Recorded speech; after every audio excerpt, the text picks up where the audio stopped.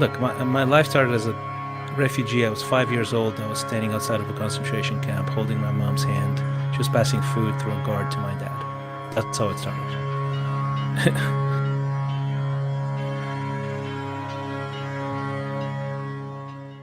Welcome to Divine Time, where purpose meets presence. A real conversations lead to real transformation. I'm your host, Donnelly Divine. Here we speak truth, we heal openly, and we grow intentionally. Every episode is rooted in love, guided by spirit, and created to uplift your mind, your heart, and your soul. This isn't just a podcast, it's a movement, a safe space for the awakened, the healing, and the seekers of truth. So whether you're here to be inspired, challenged, or seen, you've arrived right on time. Divine Time. Now let's tap in.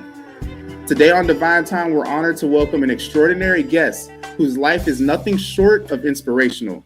Christian Ray Flores is a high-performance coach, entrepreneur, international recording artist, and philanthropist whose journey has touched continents, industries, and hearts around the world.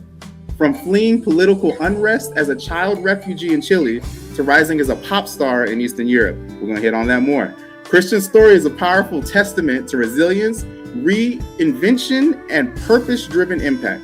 With a master's degree in economics and fluency in 4 languages, he's helped build startups, advised visionary leaders, and raised millions for mission-driven ventures. Christian is the co-founder of Third Drive Media, creating content that inspires and drives innovation, and he leads Exponential, where he helps high achievers unlock peak performance and deeper meaning in their lives. He's also the host of Headspace by Christian Ray Flores, his name, and author of Little Book of Big Reasons to Love America, inspiring audiences worldwide with his insights on leadership, mindset, and living an extraordinary life. Please help me welcome the dynamic and deeply insightful Christian Ray Flores to the Divine Time podcast. Marco. Hey, how are you, brother? Pretty good. That's a good intro. I try. The floor is yours, sir. Well, what do you want me to start? Speak about anything you are comfortable with, starting from the beginning, things that you have gone through to where you are now. Well, yeah, so I guess maybe that's an origin story is probably a good start. It's very confusing, but I'll make it quick, and then you can we can go into any rabbit hole you'd like. Okay. I'm taking notes, so just be mindful. You said it, all right? I did. Okay. So I'm a mutt, right? So my mom is Russian, my dad's Chilean. I was born in Moscow. We moved to Chile when I was a baby, literally maybe 6 months old. I have to actually ask him. I keep saying exactly when, but I think I was super young. And then we moved there. We were it would be basically the rest of our lives would be in Chile. Until there was this massive civil unrest there. They overthrew the government, military coup, arrested tens of thousands of people, tortured, killed a bunch of people, put a bunch of people in concentration camps. My dad was one of them, and because he was backing the former government. And we ended up being the lucky family who didn't lose anybody. He was released. We were in a refugee facility, United Nations refugee facility for a while. It was pretty crazy stuff, right? So you basically lose everything and you start over. So we ended up in Germany. They gave us, they were incredibly generous with us and welcoming. Then back in Russia for a bit. Then my dad got a contract in Africa, so I moved to the 4th country by age 7 and 3rd continent, Mozambique, Maputo, Mozambique, which is southeast Africa. And that's where I grew up.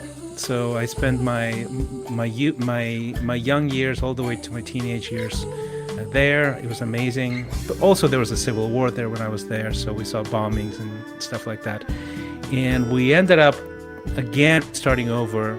My parents got a divorce, and I ended up in the Soviet Union, mid-80s. That was like the worst time to be there.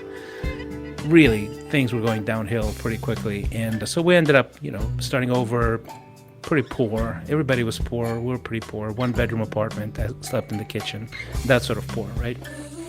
And it all turned dramatically up when, after I graduated college, the country literally collapsed. The Soviet Union collapsed, ceased to exist. There were tanks in the streets again, There was an attempted coup that failed.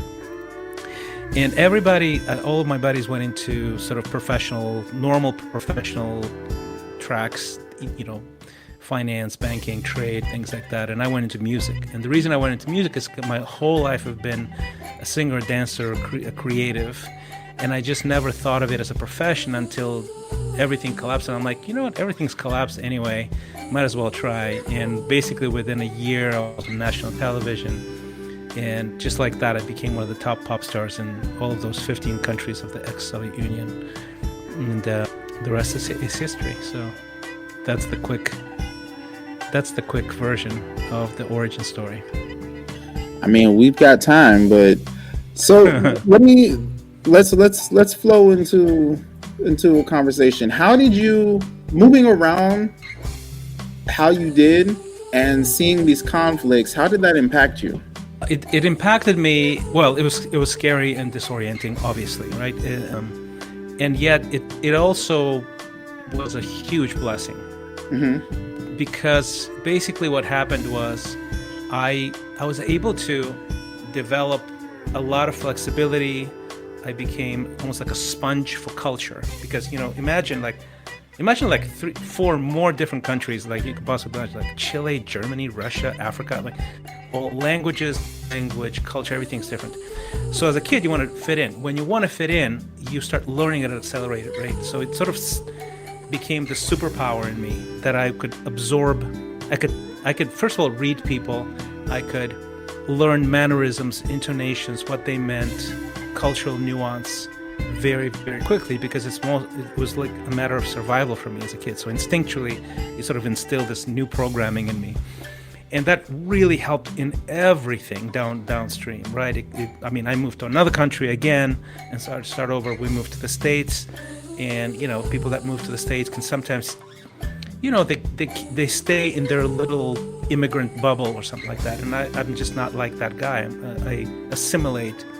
I welcome the culture. I learn from the culture. I don't want to be isolated from it. I want to be like the culture. So that became a huge advantage for me. Obviously, life experience, massive advantage, right? It's when you go through a lot quickly early on, you mature much quickly, right? So I became like this old soul, like too advanced in understanding of the big things for somebody that young, because I've seen so much drama back to back to back to back.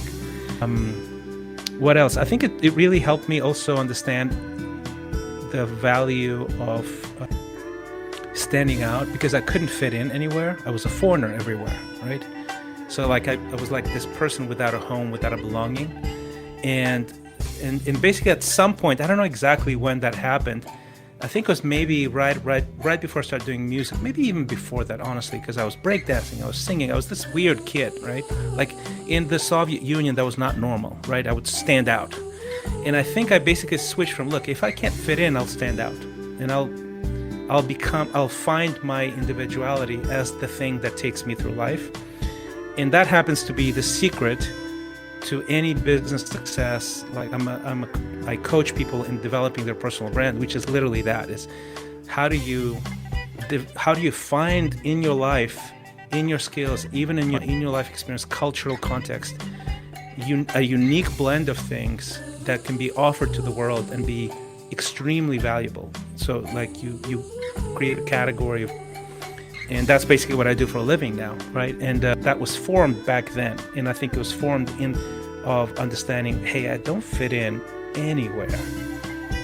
I'll just stand out. And I don't know when it clicked, I don't know how it clicked, but it did. So that basically gave me even the first success. It's like the popular music landscape is this. I'm going to create something that is so unique for this space. I was into R&B and pop and hip hop. In the Soviet Union, nobody did that. Like there were a few people attempting to do it in a very lame way, but I had it in my blood, right? I grew up on jazz and blues and black music, basically, right? And that was that was in my veins. So instead of fitting in with what the lead artists were doing, I created this sound. It was New Jack Swing, and it was Bobby Brown kind of style, Michael Jackson kind of style. No one did that. But I was like, this is me. I'm going to just do me.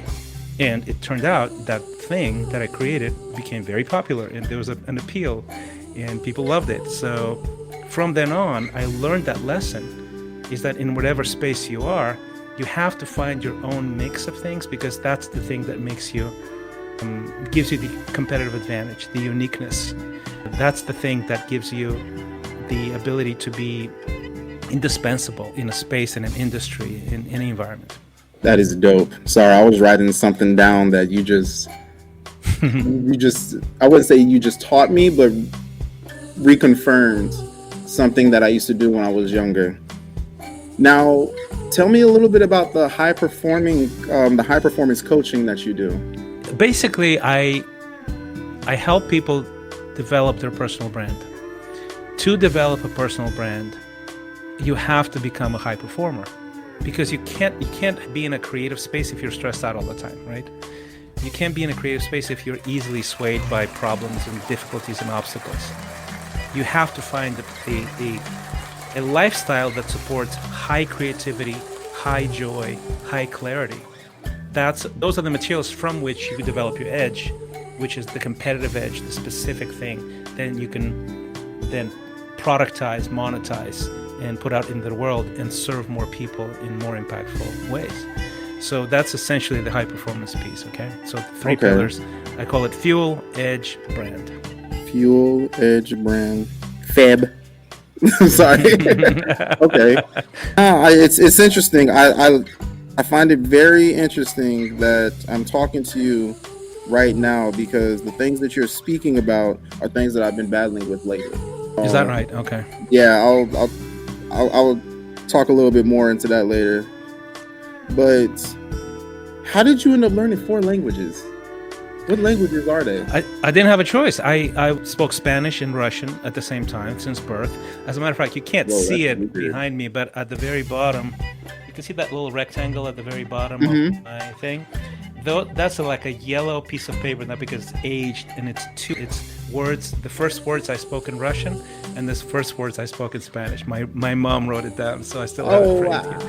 Yeah, so that was from birth, right? And then when we moved to Africa, they just straight up put me in an African school, like all black kids. I'm the only non-black kid, right? And I literally didn't speak a word. So they just threw me off the deep end going, okay, go learn, right? And I was there basically in a year. I learned Portuguese. That's their sort of state language. And then after that, they put me in an English school. That's a little bit of a fancier school for expat kids and diplomat kids. And everything is in English. So I literally, in 2 years, I learned 2 languages. But it was by full immersion, right? So you don't have a choice. It's tough, but you don't have a choice. And also, when you're young that way and you want to fit in, you learn. You're like a sponge, right? So, yeah, by age 9, I spoke 4 languages. So I cheated, essentially, because I didn't really have to work for it too much. I was like, okay, swim, basically. That was it. That's pretty dope. I mean, there's a lot of people in the world who don't speak even really 2 languages, and you got to do 4. Yeah. Spanish, Russian, Portuguese, and English. So English was your last language? My last one, yeah. That was my 4th language. Oh, dang. And you sound so fluent. Well, yeah. Well, I started early, but I still had an accent for a while. I had a British accent for a while. I had all these words that are, because the school was British. So eventually I married an American, right? And Deb, my wife Deb, this was like, I was 30 when I got married. And she was like, yeah, we don't say it like that. And so she started Americanizing my English. And then, of course, we spoke it in the house. Then we moved to the States, 21 years ago. So, and then I'm a pastor. I speak 2, 3, 4 times a month. Like, imagine that, like for 21 years, you speak 3 or 4 times in public in English. So you don't have a job if you don't learn how to do it well. That is true. I mean, if you're doing entrepreneurship, yeah, you won't have a job if you don't do it well. But I'm like, if you think about all the other people who are just working a regular 9 to 5, there's a lot of people who are just there collecting a paycheck and they're not doing the job well. So that's true. Yeah, that's true. So exponential. I'm sorry, I mess up some words, and that one I'm having a difficult time. Like, I can't even say Massachusetts. That's what I say, but the states Massachusetts, yeah. Some people have a hard time with spaghetti. I can say that, but there's other words I have a difficulty with. Exponential. All right, I'm gonna have to practice that some more. I don't know why it's not rolling off my tongue like how I feel it should. tell me a little bit about Exponential. What inspired you to do that? So exponential, I like the word because basically the idea is that you can, exponential is this growth, right? That it's like a domino effect, right? Yes. One thing to the other, and then more things and more things and more things. And basically the way I see it is that if you find the skills that are just given to you, those are your gifts, right? This is your edge, and you believe in that. And most people don't believe in their skills. They don't know how to individualize their value. If you just do that, have the courage to not fit in but stand out, that thing can grow exponentially. The impact you have, the income you have, the influence you have, all of those things can grow exponentially. And the shift that you need to make is to say, I think I'm here for a reason. This is my purpose. And I probably have a lot to learn, but I have some skills that are uniquely mine that I can package and present to the world and then serve with all my heart. And that is basically exponential, is from, okay, what's fueling you? Is it stress, creativity, insecurity, survival mode, or creativity, joy, clarity? Then with that, you can find your edge. You can find exactly what you are here to do. And then with that, you can create a brand that is productized, monetized, and you can have so much more impact. You can have that exponential impact. I love the way that you explained that. That was perfect. That was perfect. The way that you explained that was very eloquent. Dope.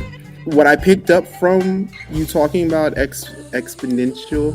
You did it well. I wasn't joking. I'm dead serious. That word, for some reason, it's a new word that I just realized I'm having difficulty saying.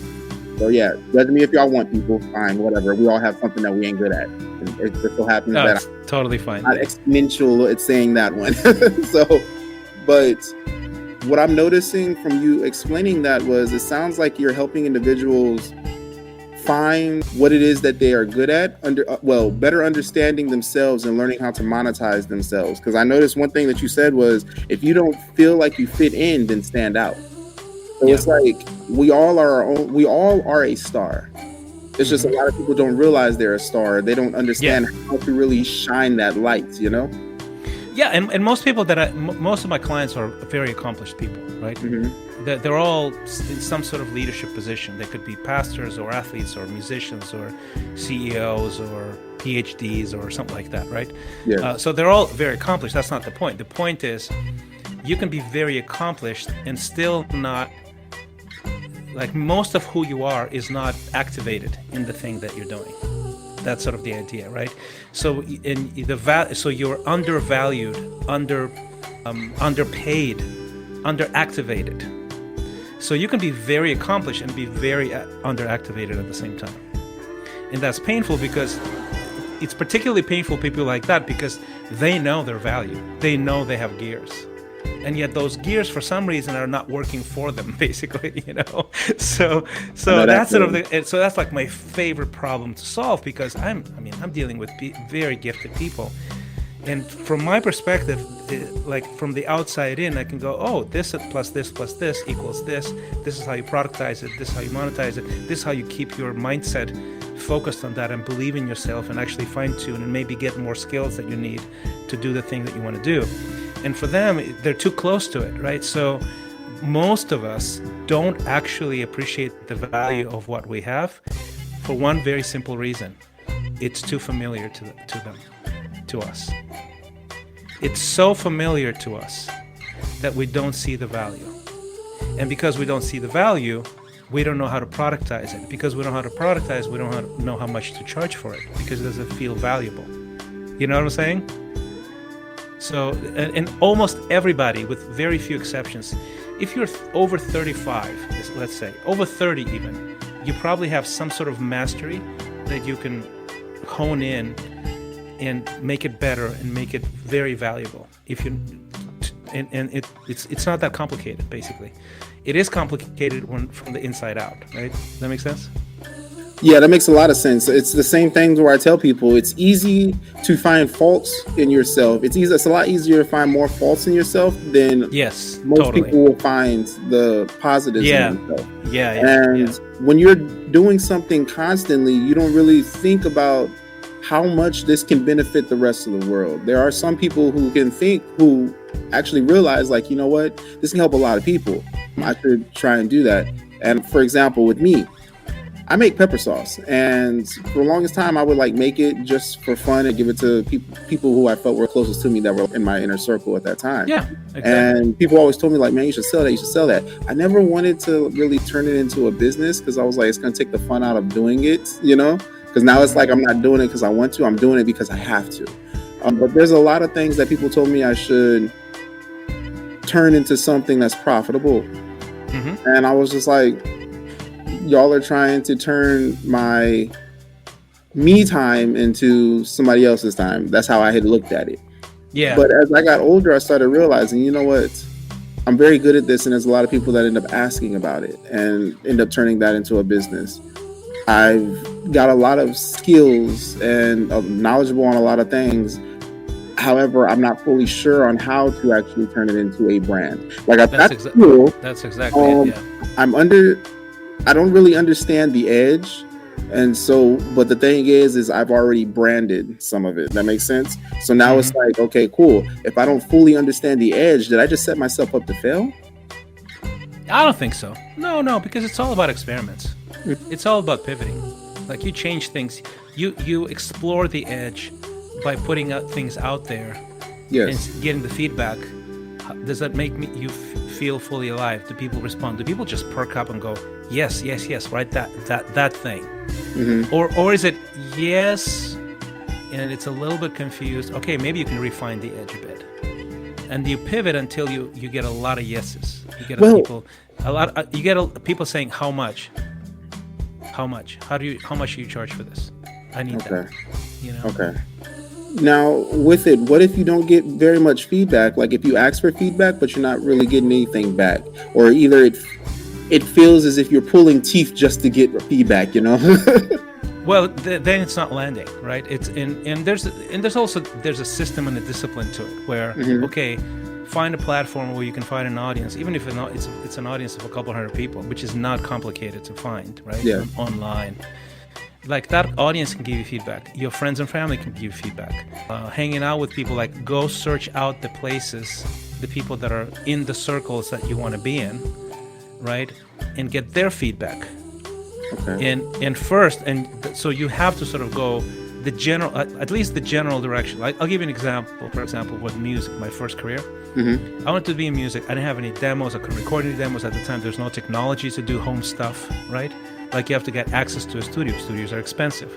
So I'm like, I can dance, I can sing. It's sort of unpolished. I don't have any video or audio to show somebody. I can't even audition because there's nothing to audition with.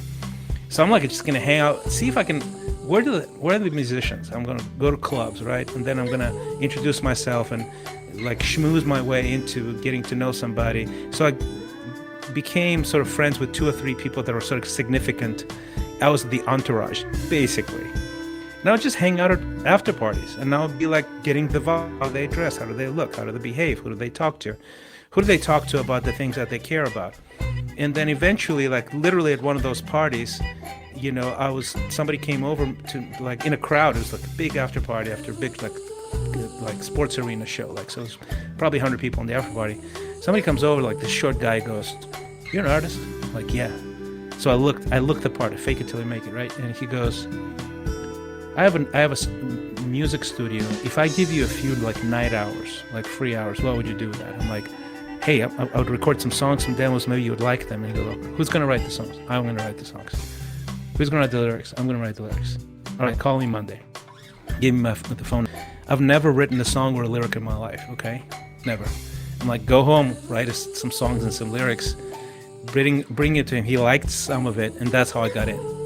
Well, you have to go somewhere first and seek somebody out in general terms. Then you pivot, right? And the first thing you do always sucks, right? Always.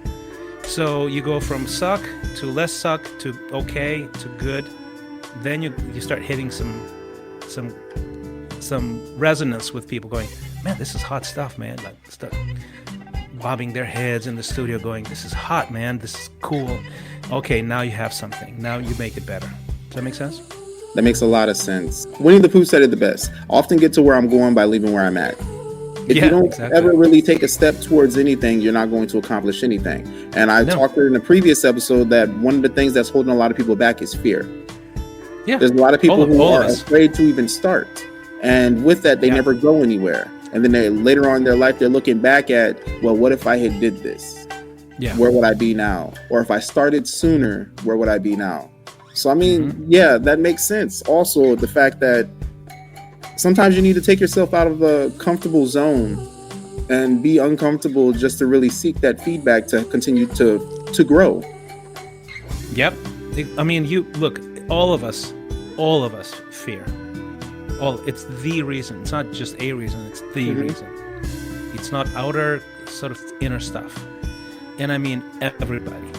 Part of the reason why, people join my coaching is because I put them in a cohort with nine more people. The cohorts are 10 people each. 9 more people. The minute they land in a cohort of 9 more people who are doing bold, courageous, creative things, they become more bold, more courageous, and less fearful. The minute they are in that company, it's not just me. They're just with other people who are going after it, man. It's awesome. That's what's up. So I'm going to introduce my first question for you. Ready? Yeah. So your life story spans between a refugee, a pop star, and a high-performance coach. How have those vastly different chapters shaped your understanding of purpose and resilience? All of them have. And I would say, okay, so let me give you an insight into going from entrepreneur, and I'm still doing those things, but focusing on coaching, right? Why do I focus on coaching? So in the season, first of all, purpose is seasonal. It changes with season. It's not static, right? So you have to listen to the spirit and go, okay, what's my assignment right now? So that's one thing. In this season, I was thinking, I know I am very good with helping people, with coaching people, right? Because I've been a pastor for a long time, mostly bivocational, but I've coached at Olympic athletes and entrepreneurs and artists and business people. I sort of have the thing, right? People want my input. Okay, that's good. Is it ideal in just leading, let's say, a church? For me, in this season, no, and I'll tell you why. Because if you're speaking to a couple hundred people on a Sunday, most of them will forget what you say by Monday. Facts. Right? That's just true, right? The shelf life of a sermon. So the impact is diluted, and it's not a negative. It's just a factual comment, right? I found in myself, okay, I enjoy high impact work with people who are paying very much attention and will take it very, very seriously to change something. That's one thing. The other one is high achievers, right? Why high achievers? Why high performance? Because I'm that guy. I was that guy who has a one hit. Millions of people know my name, and I am clinically depressed. So I know that guy, that business guy, that athlete, that high achiever, that person who's driven to success. I know their motivation from the inside out. I have their name. I can talk to them, and they were like, yeah, you know me, right? So that's a very unique sort of niche, right? A unique ability, and I can, what they say is you're better suited to serve the person you once were, and so that's why I serve, right? So I love that. So that's one more layer, right? What's the other layer? Okay, what do people like that struggle with? They struggle not with that there's not enough opportunity. They don't know what to do with all the opportunities and all the talents they have. So they're super diluted and they're underwhelmed because they know their value is higher than what they're seeing in their life. I know exactly how that looks like, and I know how to create a brand. That was literally my first gig.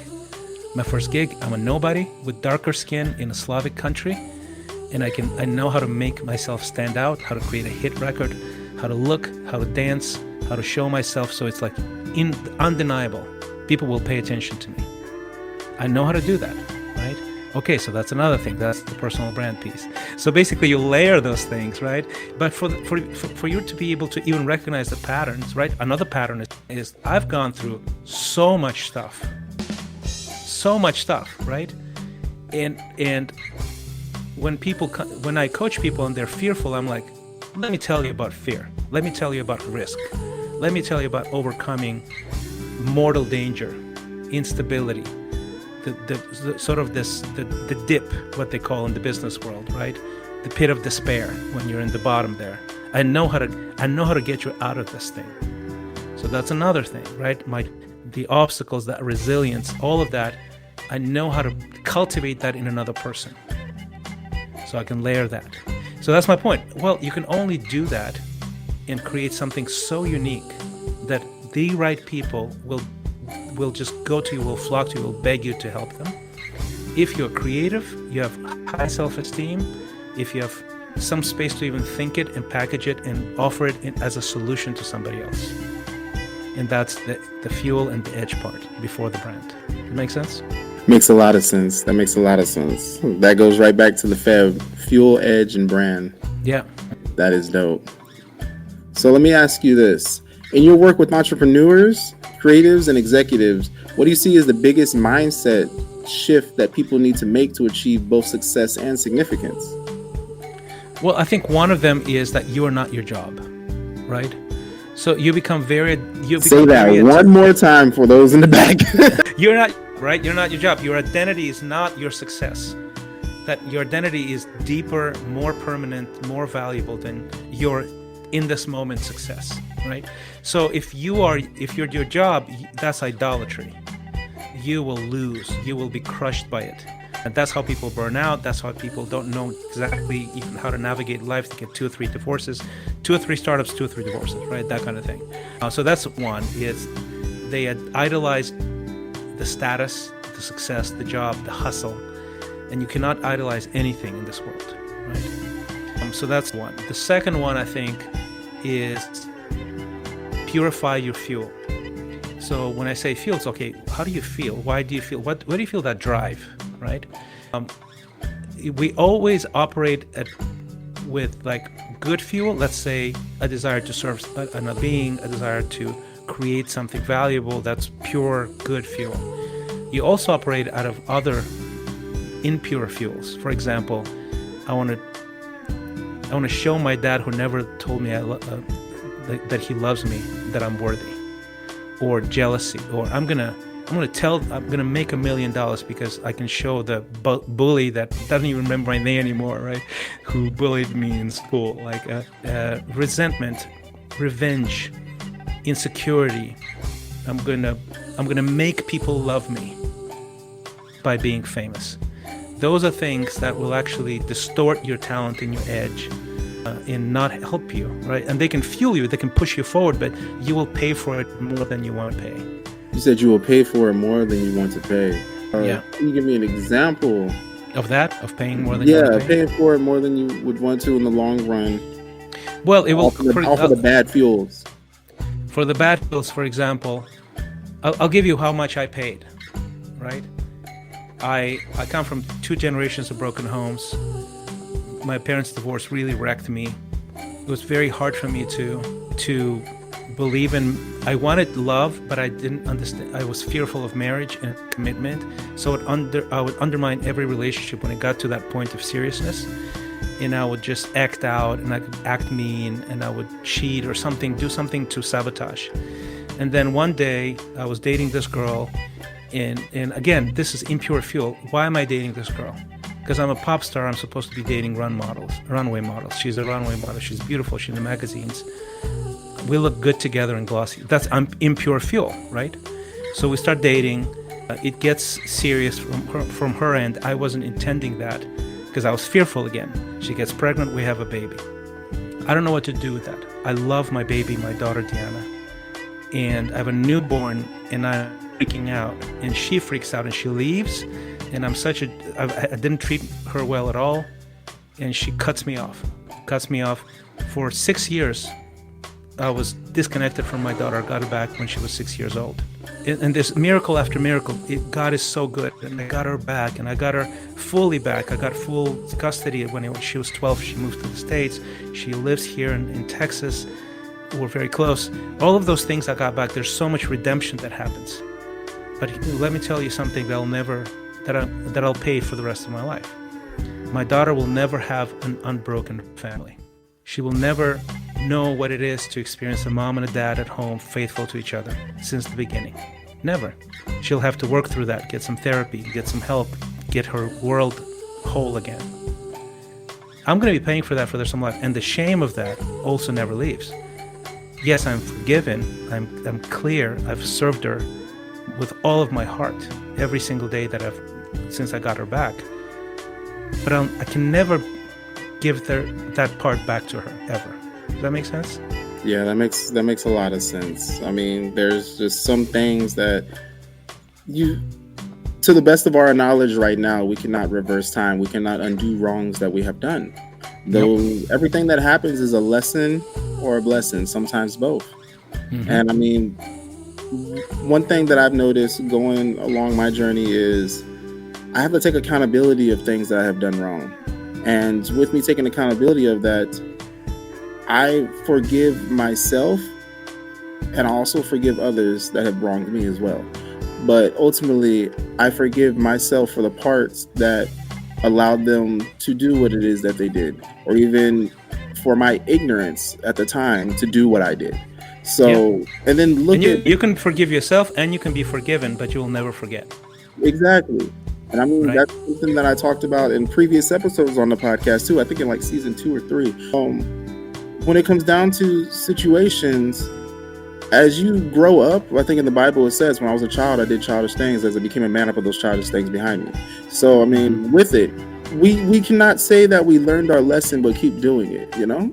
We can't say that, hey, that was me in the past, but yet you're still doing the same stuff as you were doing in the past. No, that's you. And in the present, you haven't learned.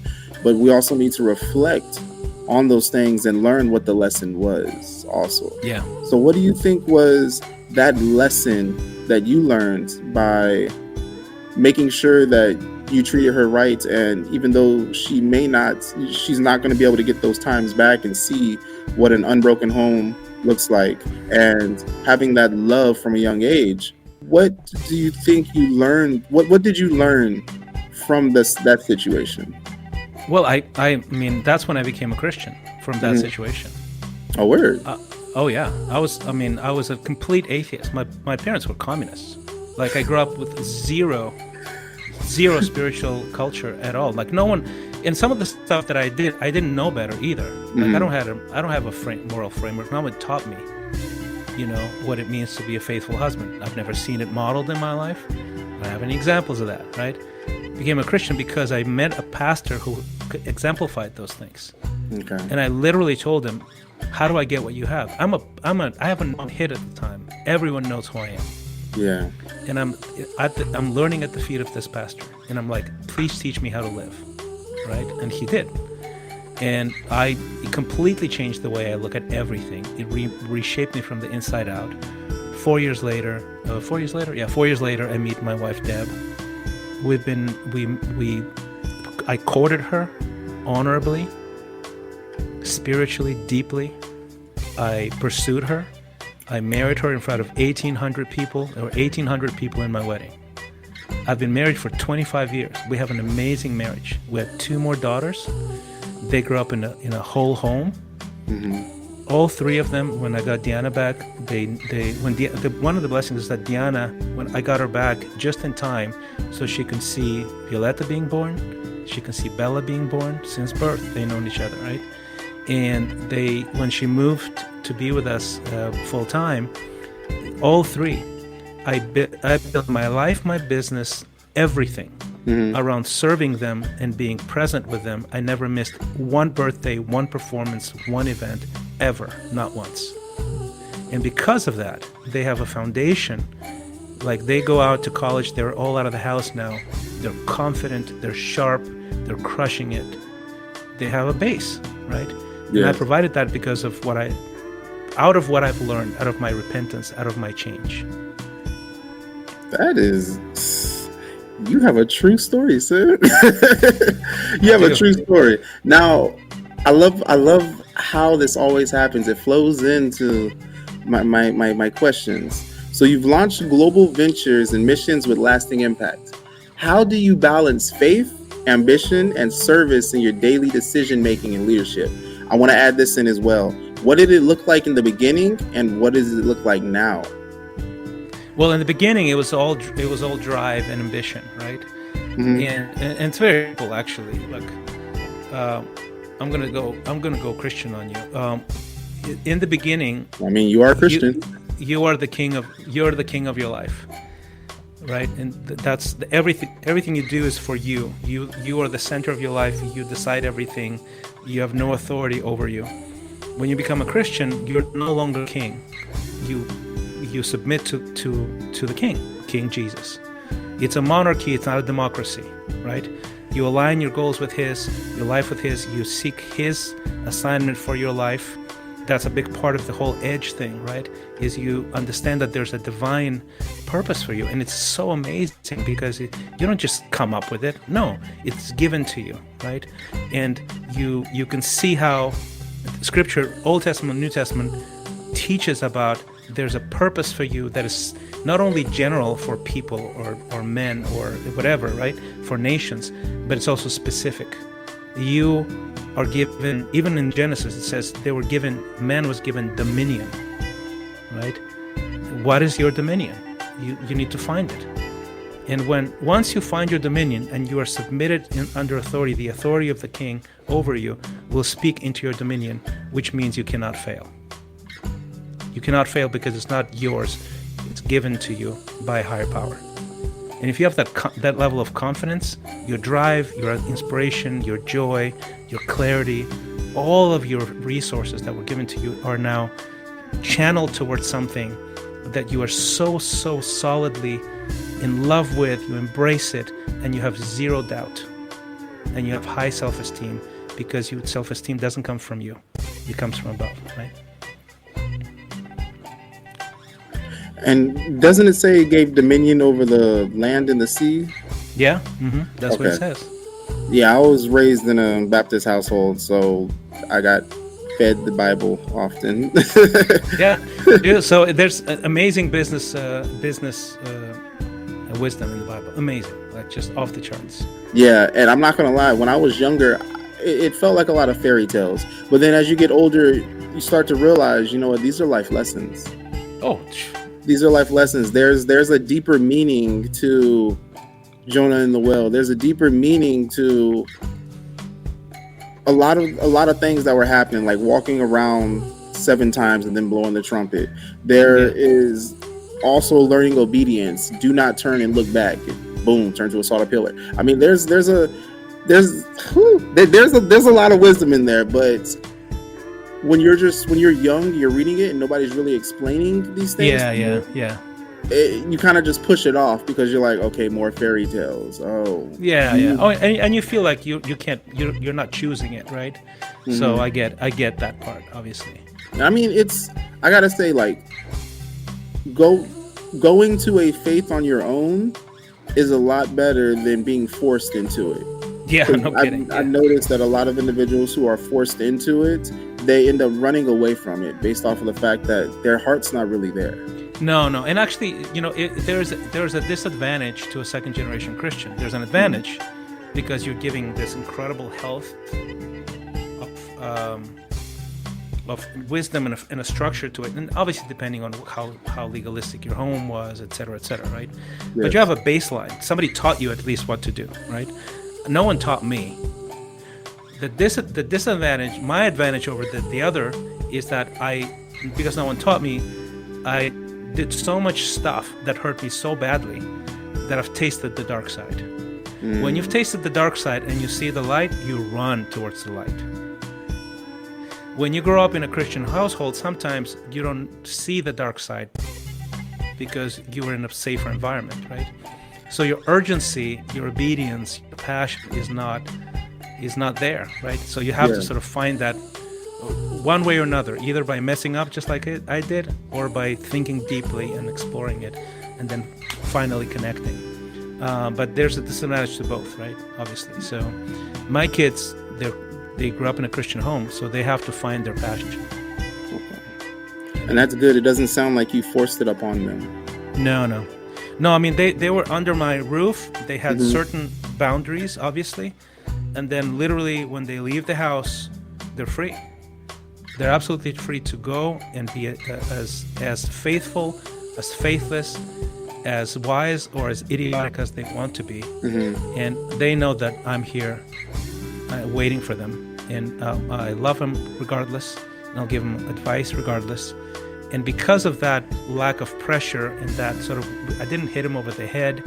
We grew up very much, even as they were growing up, they understood nuance, right? And we discussed things like the whys behind things, right? And we told them stories after story after story. That's good. And they saw people being changed, right, and transformed. So they witnessed some of the stuff in their own lives. But now, because of those things, they can mess up. That's totally fine. They can even listen to me and do something different. Yeah. And they will still come back and ask for my advice, and they respect me, right? And that's the arrangement that we have with them. Like, we'll never give up on you, and you're free to choose, and you're free to explore, and you need to find your own faith. Yes, that's good, because I do the same thing with my kids. I openly tell them, if you are curious about everything that I say, do not be afraid to ask why. And that's mainly because of the fact that I want them to work on their critical thinking skills. I want them to be comfortable enough with talking to their parents about things. I don't want them to feel they need to sneak around and do things because their parents might not approve or something. No, talk to me. I want y'all legacy to go further than mine. I don't want y'all to pick up where I left off. I want y'all to go past me. Yeah, so 100%. With that, it's like, I have life lessons that I do on here, and on the other platform I do story time with my kids, where I'll throw create stories. They'll sit down with their eyes closed. Everything starts with black.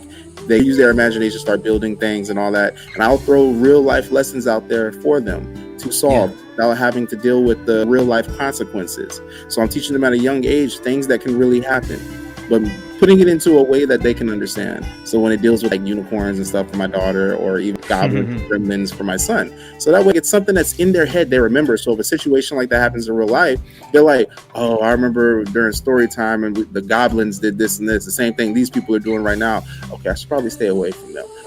So that you can find ways to make it to where it's like, all right, cool. These things can really happen, but it would behoove you to make the right decision. Now, I've given you the tools necessary, but just like me, you have free will. You can do what you want. I'm always going to be here and love you regardless. I might be like, yo, what made you think that was a good idea? But I still am always there for you and have your back, Yeah, good. That's very good. But we are rolling towards the end of the episode. And with that, I have two final questions. I always end the podcast off with this. The first one is going to be gratitude and what you learned. So I'm going to ask this question and give you the floor for that. Gratitude and what I've learned. Well, gratitude for second chances. Gratitude for insane opportunities in my life. Just off the charts. I mean, look, my life started as a refugee. I was 5 years old. I was standing outside of a concentration camp holding my mom's hand. She was passing food through a guard to my dad. That's how it started. I've started several companies. I've spoken all over the world in 4 languages. I've produced bands. I've performed in front of millions of people. I mean, I have no complaints, right? What I've learned is that you are here for a reason. Find that reason and serve with all. What do you want to say to the listeners? That's the question. I would say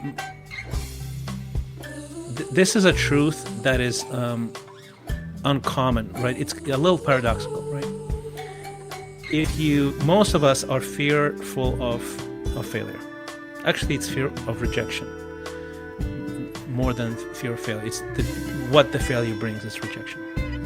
And because we're fearful of failure, we aim, whatever it is that we do, start a new career, write a book, start a business, you sort of aim for the middle. Okay, here's what everybody's doing. I'm going to do this way. And the problem with that is that it reduces, in your mind, it reduces the probability of failure. It's actually not reduces probability of failure because the middle, everybody's doing the middle. The middle is crowded. So instead of doing that, aim high. Aim for premium, aim for unique, aim for special, and see if you can get yourself into a place where you can offer something like that to the world. So it's paradoxical, but aiming high is probably the best thing you can do and the most likely to succeed because that place is less crowded. Hey, beautiful souls. We love deep conversations about life, love, and spiritual growth. Help us reach more like-minded people. Like, comment, and share to push these powerful episodes through the algorithm. Let's build a community that thrives on wisdom and connection. Find us everywhere. YouTube at Danley_Divine. Facebook and Kick at Divine Time Podcast. And also follow the blog, divinetime.blog. If you're looking for your soul tribe, join our Telegram group, Warriors of Love. Together we rise. Divine Time is now.